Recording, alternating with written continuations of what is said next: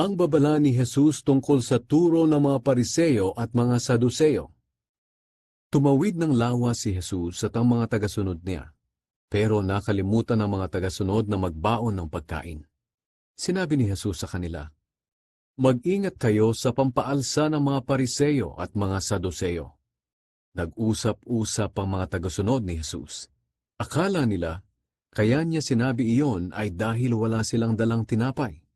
Pero alam ni Jesus ang pinag-uusapan nila, kaya sinabi niya, "Bakit ninyo pinag-uusapan ang hindi ninyo pagdadala ng tinapay? Kay liit ng pananampalataya ninyo. Hindi pa ba kayo nakakaunawa? Nakalimutan na ba ninyo ang ginawa ko sa 5 tinapay para mapakain ang 5,000 tao?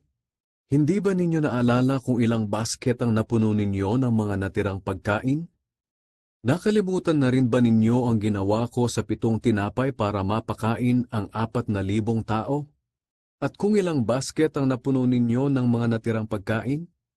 Hindi ba ninyo naiintindihan na hindi tinapay ang tinutukoy ko nang sabihin kong, mag-ingat kayo sa pampaalsa ng mga Pariseo at Saduceo? At saka lang nila naintindihan na hindi pala sila pinag-iingat sa pampaalsa, kundi sa mga aral ng mga Pariseo at Saduceo.